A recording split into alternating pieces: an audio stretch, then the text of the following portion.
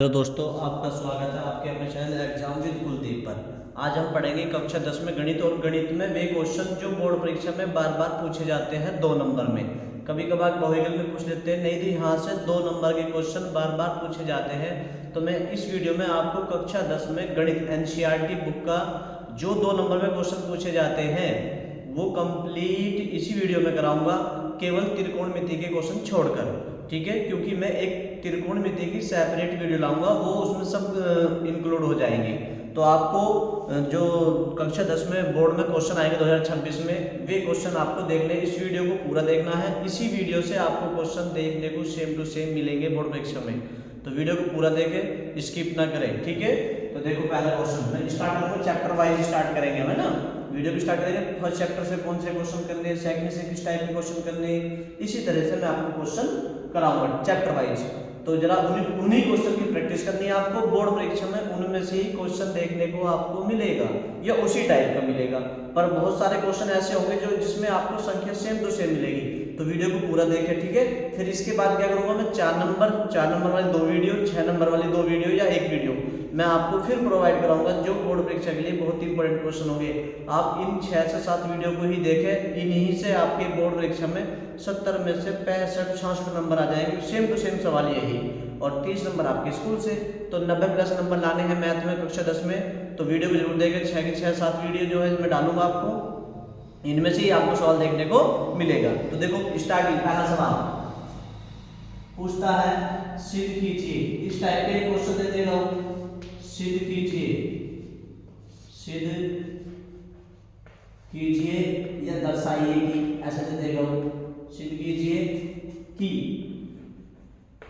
√3, सिद्ध कीजिए कि √3 एक अपरिमेय संख्या है, एक अपरिमेय संख्या है, एक अपरिमेय संख्या है। ठीक है, इस टाइप से क्वेश्चन दे देगा आपको। सिद्ध कीजिए कि √3 एक अपरिमेय संख्या है, सिद्ध कीजिए कि √2 एक अपरिमेय संख्या है, सिद्ध कीजिए कि √5 एक अपरिमेय संख्या है। बस संख्या चेंज होगी, सवाल इसी टाइप का होगा, करने का तरीका यही होगा। ठीक है, तो इसमें 2 टाइप से कर सकता हूँ। वैसे मैं आपको पहले शॉर्ट बताता हूँ, फिर दोबारा से इसको मैं लॉन्ग में, या इसका कैसे आंसर दे सकते हो, ये ऐसे मिल जाएगा। 6 - √2 एक अपरिमेय संख्या, सिद्ध कीजिए या दर्शाइए 3 + √5, इस टाइप से क्वेश्चन पूछा जाता है। तो देखो निकाला, सिद्ध कीजिए कि √3 एक अपरिमेय संख्या है। अपरिमेय संख्या किसे कहते हैं कि जिनका रूट नहीं निकाला जा सकता, वर्गमूल नहीं निकाला जा सकता रूट में ना, या जिनको p/q के रूप में नहीं लिखा जा सकता। तो हम इसको क्या मान लेंगे अपने पास से, इसका अपोजिट मानेंगे। माना अपने पास से मान लिया हमने, माना √3 एक, इसको हल कर रहे हैं हम, माना √3 एक परिमेय संख्या है। हमने इसका अपोजिट मान लिया। अपरिमेय का अपोजिट क्या होता है, परिमेय। माना √3 एक अपरिमेय, माना √3 एक परिमेय संख्या है, तो हमने इसका अपोजिट मान लिया। क्या मान लिया हमने, परिमेय संख्या, परिमेय संख्या है। √3 को क्या मान लिया हमने, परिमेय संख्या। ठीक है, जब यहाँ से इसको क्या कर रहे हैं, हल कर रहे हैं। क्या कर रहे थे, हल। तो हमने क्या माना, √3 एक परिमेय संख्या है। परिमेय संख्या क्या होती है, जो p/q के रूप में लिखी हो, p/q के रूप में लिखी जाती है। ठीक है, उन्हें परिमेय संख्या कहते हैं। उन्हें p/q या अंश बटे हर के रूप में लिखी जाए। तो हमने p अंश मान लिया, हर कितना मान लिया, q, जो परिमेय संख्या हमने मान ली। और ये इन्होंने कितना दे रखा है, √3, तो हमने दोनों परिमेय संख्या क्या कर दिया, बराबर कर दिया। तो हम यहाँ लिखेंगे जरा इसको, जहां p व q, दो पूर्णांक है, दो सह अभाज्य पूर्णांक है, ऐसे लिख सकते हैं। जहां p व q, दो p व q सह अभाज्य किसे कहते हैं, सहभाज्य, जिनका में से क्या हो, एक, जो केवल अपने आप से घटे, जिनका में से क्या हो, एक। हमने क्या बताया, जहां p व q दो पूर्णांक या सहअभाज्य पूर्णांक है, ऐसे लिख सकते हैं ना, पूर्णांक है, तथा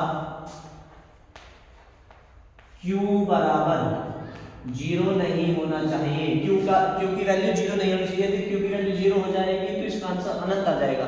जबकि कहा सहभाज्य संख्या किसे कहते हैं, जिनका मैच है 1 हो। तो हमने दो परिमेय संख्या माने, दो पूर्णांक माने P और Q।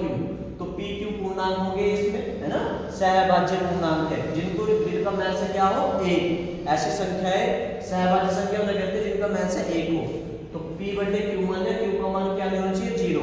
ये हमारे अनुसार परिमेय संख्या है और इनके अनुसार ये है। तो हमने दोनों को बराबर किया। अब यहाँ लिखेंगे दोनों पक्षों का वर्ग करने पर, दोनों पक्षों का वर्ग, दोनों पक्षों का वर्ग करने पर, वर्ग करने पर, दोनों पक्षों का वर्ग करने पर। तो देखो इधर का वर्ग करेंगे, इधर का भी। तो यहाँ लिखा हूँ P बटे Q का वर्ग बराबर, जब √3 था तो √3 का वर्ग। ठीक है जी। तो देखो जब P का वर्ग करेंगे तो हो जाएगा P स्क्वायर, जब Q का वर्ग करेंगे तो हो जाएगा Q स्क्वायर, और जब √3 का वर्ग करेंगे तो वर्ग से रूट कट जाएगा। कितना बचेगा 3। कितना बचेगा 3। अब देखो इसको हम ऐसे ही लिख रहने देंगे, हम लिखेंगे इसको P स्क्वायर बटे जो Q है, Q कितनी बार है पावर में 2, तो हम Q को 2 बार लिख लेंगे, Q गुना Q, और बराबर कितना 3, बराबर 3। देखो ये गुना में है, इधर यहाँ एक गुना में है, मैं इसको इधर ले जाऊं, जो सॉरी ये हाथ नीचे गुना कर रहा हूं, मतलब P को क्या कर रहा है भाग, बराबर से इधर ले जाऊंगा तो क्या करेगा इसको गुना करेगा। ये आपस में दोनों को गुना कर रहे हैं, पर P को क्या कर रहा है भाग। जब बराबर से इधर कोई संख्या भाग करती है, बराबर से ले जाए तो क्या करेगी वो गुना करेगी। तो इसको मैं लिखा हूँ P स्क्वायर बटे में, यहाँ पे मैं एक Q रख देता हूँ, और बराबर ये हो जाएगा 3 की, इसको गुना करेंगे तो 3Q। तो देखो ये हो गई भिन्न, ये क्या है भिन्न है, ये क्या है जी भिन्न, और ये क्या है पूर्णांक, ये क्या है पूर्णांक। तो ये जो भिन्न है वो इस पूर्णांक के बराबर नहीं है, इस पूर्णांक के बराबर नहीं है, मतलब कि परिमेय संख्या है ये, और ये एक अपरिमेय संख्या मतलब पूर्णांक है, ये दोनों आपस में क्या नहीं है बराबर नहीं है। तो अतः यहां लिख देंगे, अतः हमारी अवधारणा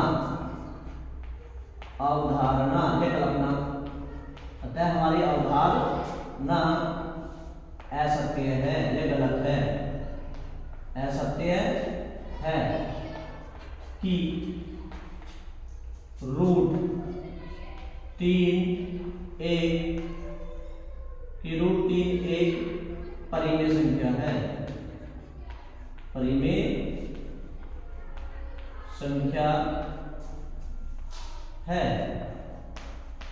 ठीक है, अतः हमारी अवधारणा असत्य है कि √3 एक परिमेय संख्या है। वास्तव में √3 एक अपरिमेय संख्या है, वास्तव में √3 एक अपरिमेय संख्या है, अपरिमेय संख्या है। ये 2 नंबर में आप इतना भी कर सकते हैं, √3 एक अपरिमेय संख्या है। इस क्वेश्चन को आप इस टाइप से भी कर सकते हैं। तो पहले आपको क्या करा, हमने √3 को परिमेय संख्या मान लिया अपने पास से, फिर परिमेय संख्या क्या P बटे Q के रूप में। तो P और Q क्या है, जहां दो पूर्णांक है और सहभाज्य पूर्णांक है, जिनका मैसेज क्या हो 1, और Q का मान क्या होना चाहिए 0। तो हमने क्या करा, दोनों पक्षों का वर्ग करा, दोनों पक्षों का वर्ग, इसका वर्ग करा और इसका वर्ग करा। देखो P का वर्ग करा P स्क्वायर, Q का वर्ग करा Q स्क्वायर, बराबर जब इसका √3 का वर्ग करेंगे तो वर्ग से रूट कट जाएगा, कितना बचेगा 3। तो देखो मैंने Q को 2 बार लिख दिया क्योंकि पावर 2 है, तो Q गुना Q, एक Q मैंने ये ले दिया और एक Q को इधर ले गया मैं, तो गुना करेंगे ये। अगर कोई P स्क्वायर बटे Q, ये तो हो गया भिन्न, ये तो हो गया भिन्न, और फिर जब क्या बचेगा बराबर में 3Q, तो इधर भिन्न है और इधर पूर्णांक है, दोनों भिन्न और पूर्णांक आपस में बराबर नहीं है। अच्छा कभी कभार ऐसा भी होता है कि पूर्णांक और भिन्न बराबर में निकल जाते हैं, कैसे जरा देखो, जैसे मैंने कहा 4/2 और बराबर 2 है, तो ये भिन्न है और ये भी 2 है। देखो तो 2 से भाग में 2 दूनी 4, तो भिन्न भी बराबर होगी और पूर्णांक भी। तो ऐसी स्थिति में भी ऐसा जरूरी नहीं है कि भिन्न पूर्णांक के बराबर ना हो, है ना। तो भिन्न पूर्णांक के बराबर हो सकती है मगर यहाँ पे बराबर नहीं है। इसलिए हमारी अवधारणा क्या है, असत्य है या गलत है कि √3 एक परिमेय संख्या है। वास्तव में यह √3 एक अपरिमेय संख्या है। यही आपका आंसर है। आप इस क्वेश्चन को इस टाइप से भी कर सकते हैं, नहीं तो इसका दूसरा तरीका वो आपकी बुक में दे ही रखा है, आप उससे भी कर सकते हैं। ठीक है, बोर्ड परीक्षा में 2-2 नंबर के क्वेश्चन इसी टाइप से आपको करने हैं। मैं आपको भी 2-2 नंबर के सारे क्वेश्चन बुक के चैप्टर वाइज करा देता हूँ। तो फिलहाल इसी तरह के क्वेश्चन अब √2 की जगह यहाँ पे √3 की जगह क्या मिल जाएगा, √2 आ जाएगा, √2 की जगह √5 आ जाएगा।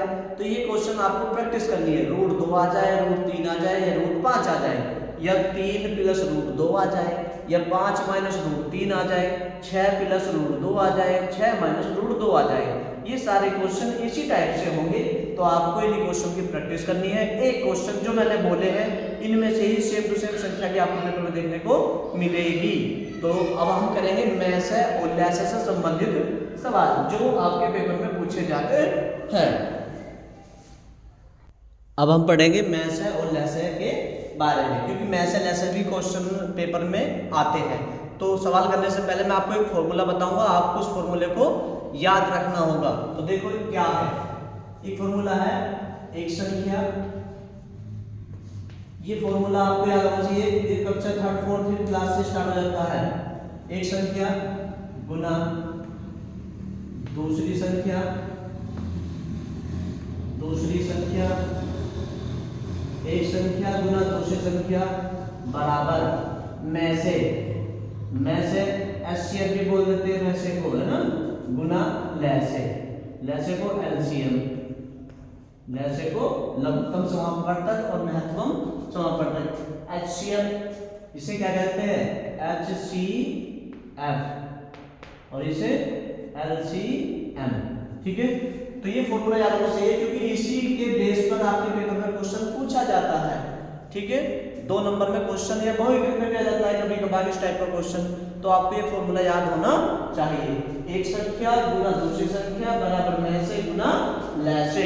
तो देखो इसको क्या लिख सकते हो, एक संख्या गुना दूसरी संख्या, इसका मतलब 2 संख्याओं का गुणनफल। इसे ऐसे भी आ सकता है पेपर में, कैसे, या इसे ऐसे लिख सकते हैं हम 2 संख्याओं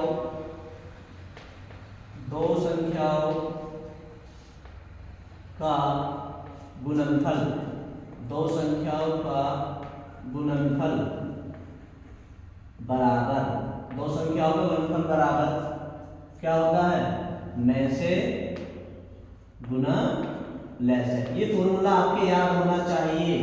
2024 में यही फॉर्मूला पेपर में पूछ लिया गया था।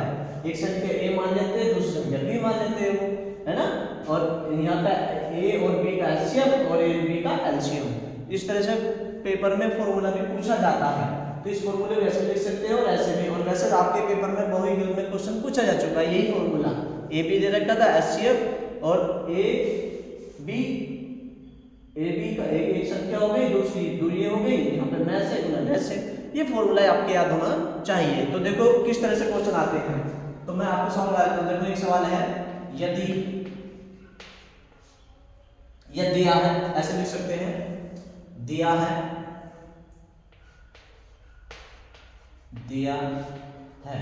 क्या दे रखा है। तो देखो क्या दे रखा उन्होंने, में से क्या देता है या एचसीएफ क्या देता है, में से कितना 99 153 मतलब कि 99, 153 है ना, बराबर कितना, बराबर 9 हो तो लैसे ज्ञात कीजिए। लैसे दे रखा है इतने का, तो लैसे ज्ञात कीजिए या एलसीएम। लैसे को क्या कहते हैं, एलसीएम। लैसे ज्ञात कीजिए या करें, है ना। तो क्या ज्ञात करना हमें, लैसे ज्ञात करना है।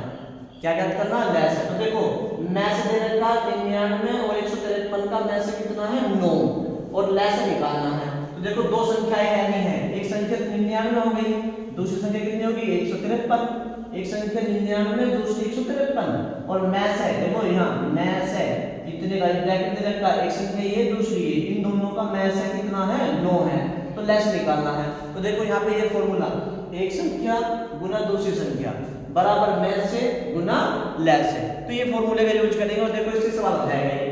देखो एक संख्या कितनी है हमारे पास 99, मैं इसी फॉर्मूले का यूज कर रहा हूँ ऊपर से, तो हल कर रहे हैं। देखो ये सवाल है, ये क्या था क्वेश्चन था, है ना, मैथ से दे रखा 99 और 153 का 9, तो एक संख्या कितनी है 99, तो एक संख्या रख देंगे हम 99, है ना, गुना दूसरी संख्या कितनी है 153,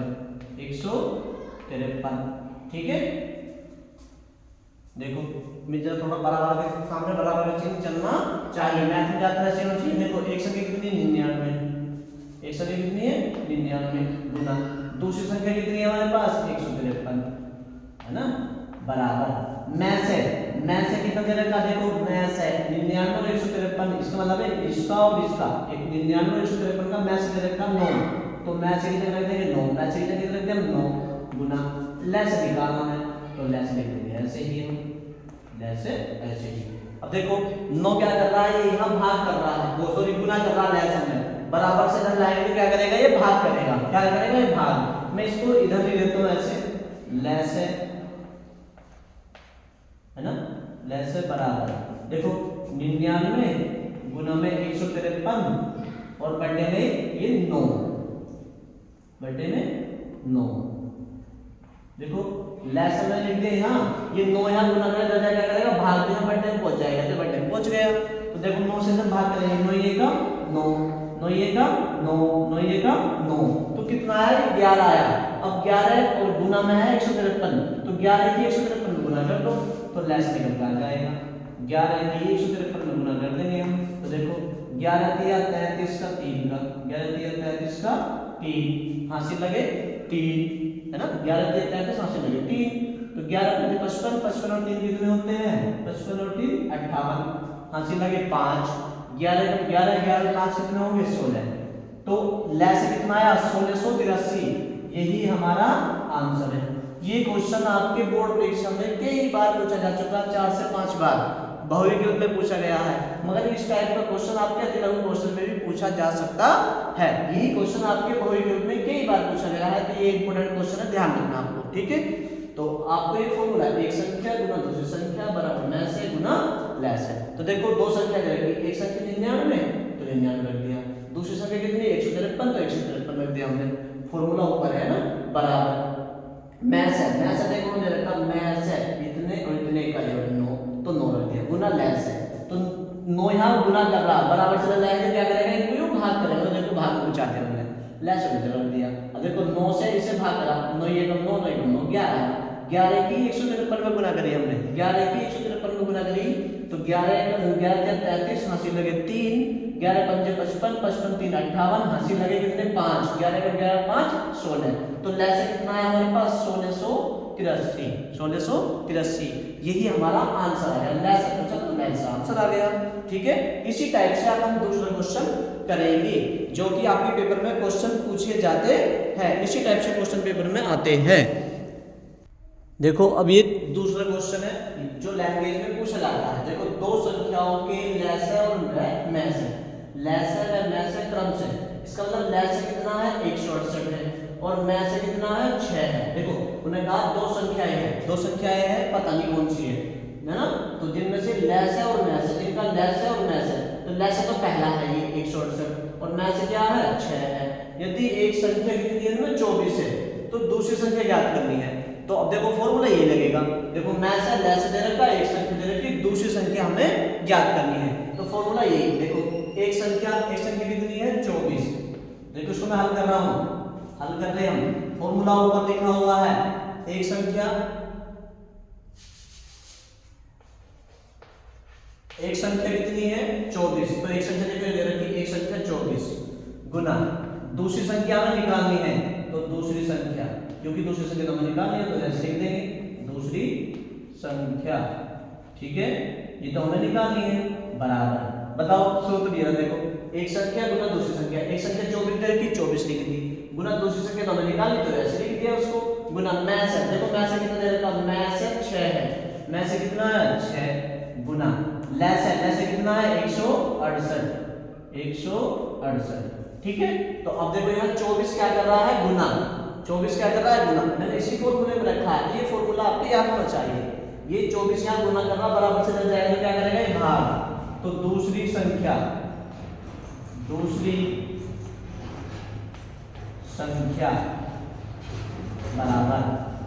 बराबर क्या होगा, देखो बराबर के चिन्ह के नीचे बराबर का चिन्ह चलना चाहिए, यही नंबर मिलाते हैं 6 गुना 168, ये यहाँ गुना कर रहा है बराबर से चला क्या करेगा ये भाग करेगा, क्या करेगा ये भाग करेगा 24 है ना।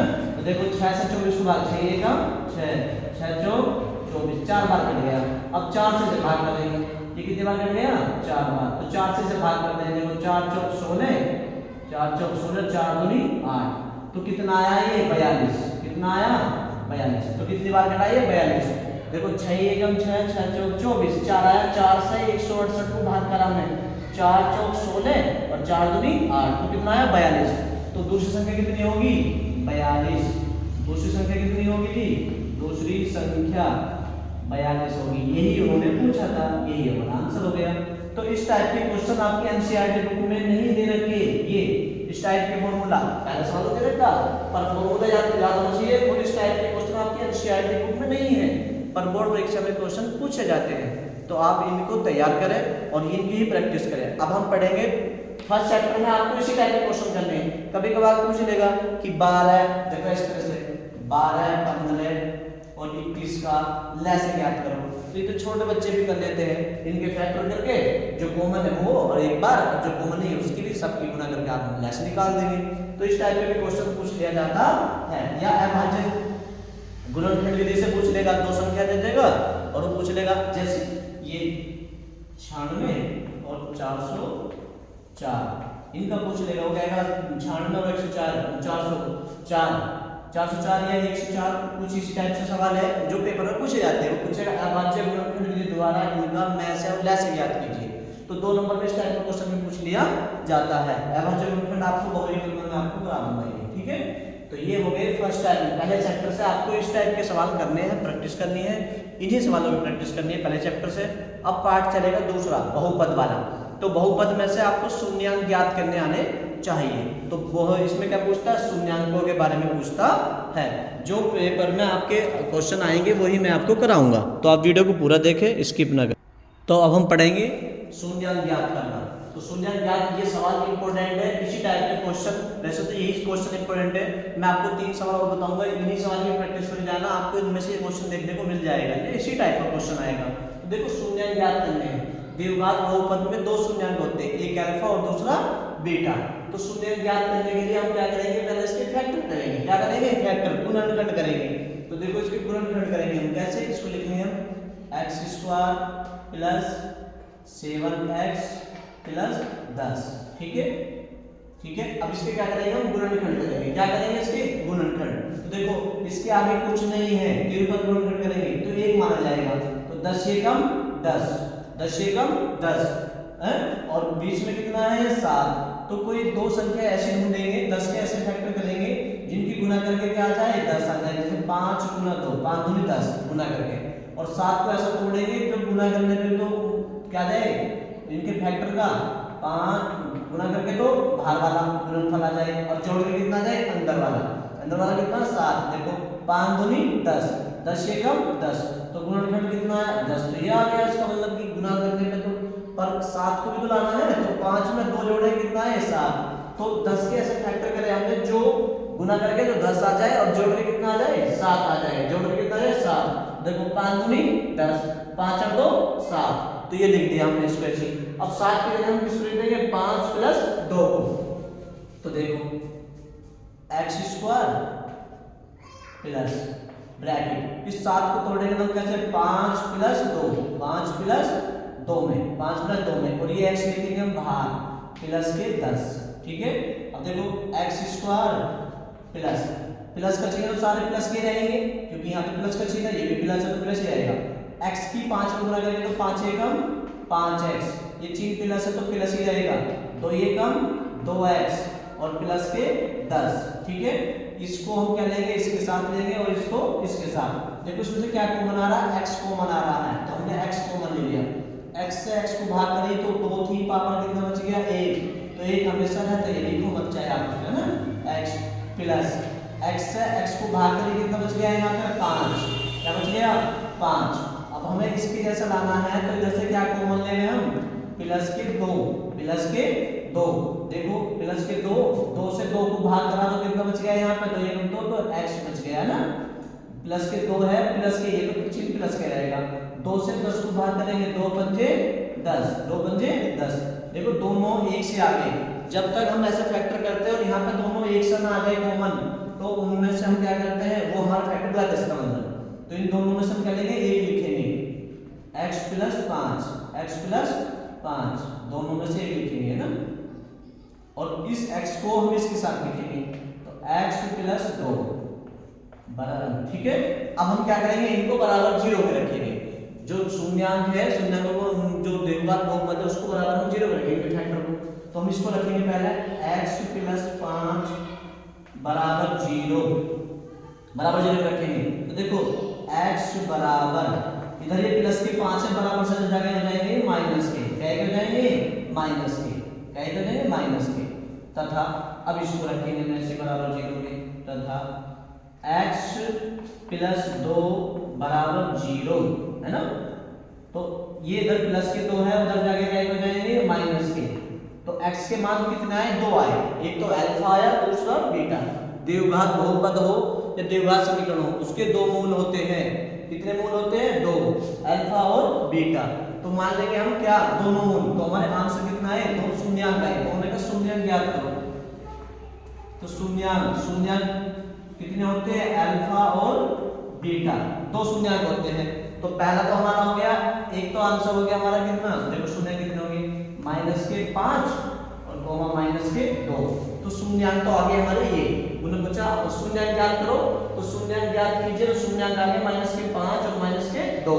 अच्छा द्विघात समीकरण, द्विघात बहुपद हो या द्विघात समीकरण हो, है ना, द्विघात बहुपद हो या द्विघात समीकरण हो, उसके 2 मूल होते हैं। द्विघात बहुपद के कितने शून्यांक होते हैं, द्विघात बहुपद में कितने 2, तो 2 शून्यांक के लिए, एक अल्फा दूसरा बीटा, एक अल्फा दूसरा बीटा। तो ये तो अल्फा का मान है, ये क्या का मान है हमारा, देखो अल्फा बराबर कितना है माइनस के 5 और बीटा बराबर कितना है माइनस के 2। ये अल्फा का मान 5 है माइनस के, और बीटा का मान कितना है माइनस के 2 है। अब जांच करेंगे, क्या करेंगे जी, जांच। तो हमने पूछा शून्यांक ज्ञात कीजिए, शून्यांक निकाल दिया हमने, शून्यांक हमारे -5 माइनस के 2, यही आंसर है। ये क्वेश्चन आपका बहुविकल्प में भी पूछ लिया जाता है, केवल शून्यांक ज्ञात करने के लिए। तो -5 - 2 इंपोर्टेंट है, एनसीईआरटी बुक का उदाहरण है, और ये क्वेश्चन ऐसा है कि कई बार पेपर में पूछा जा चुका है, ठीक है। जांच करनी है, तो देखो जांच करने के लिए पहले हम द्विघात बहुपद लिखेंगे। द्विघात बहुपद क्या हो, ax² plus bx plus c, ये द्विघात बहुपद होता है। ax² plus bx plus c, ये द्विघात बहुपद होता है। यदि हम इसके बराबर 0 रख दें तो ये द्विघात समीकरण बन जाता है, ठीक है। तो अब क्या करेंगे हम, यहाँ पे देखो शून्य जांच करने के लिए पहले शून्यांकों का योग निकाल लेंगे, द्विघात बहुपद के शून्यांकों का योग। तो देखो शून्यांकों का योग, देखो ये फॉर्मूला होता है शून्यांकों का योग, ये माइनस के b बटे a। देखो b की जगह यहाँ b तो ये ना, और a की जगह ये, मतलब कि वही द्विघात समीकरण मैंने बताया था आपको। द्विघात समीकरण में क्या, माइनस एक्स का गुणांक बटे x² का गुणांक, ऐसे भी लिख सकते हैं इसको। तो देखो इसकी तुलना की समीकरण कौन सी दी है, इसको लिखेंगे x² plus 7x plus 10, x² plus 7x plus 10 की तुलना करने पर, तुलना किससे करेंगे, इससे। तो देखो तुलना करेंगे हम इससे, तो a की जगह कितना होगा, a का मान a की जगह यहाँ a की जगह क्या कुछ नहीं तो 1 माना जाएगा। b की जगह कुछ नहीं तो b की जगह देखो b की जगह कितना है, यहाँ पे 7 है, b की जगह कितना है 7, b की जगह 7, और c की जगह कितना है यहाँ पे, c बराबर कितना होगा 10। तो देखो हमने इस समीकरण की तुलना कर दी द्विघात बहुपद से, x² प्लस 7x प्लस 10। इसकी तुलना में इससे, तो देखो x के आगे कुछ नहीं है तो 1, मैंने बताया था आपको x के आगे कुछ नहीं तो 1 माना जाता है, तो a का मान 1 आया। b की जगह देखो यहाँ x के आगे क्या है b, तो x के आगे क्या है 7, तो b का मान कितना हो गया 7। c की जगह यहाँ पे कितना है 10, तो c का मान कितना हो गया 10।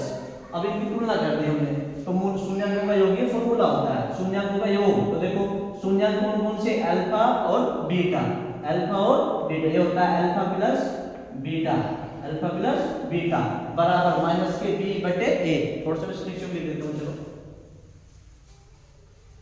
देखो शून्याङ्कों का योग, शून्याङ्कों का योग होता है अल्फा प्लस बीटा बराबर माइनस के b बटे a, ठीक है, माइनस के b बटे a।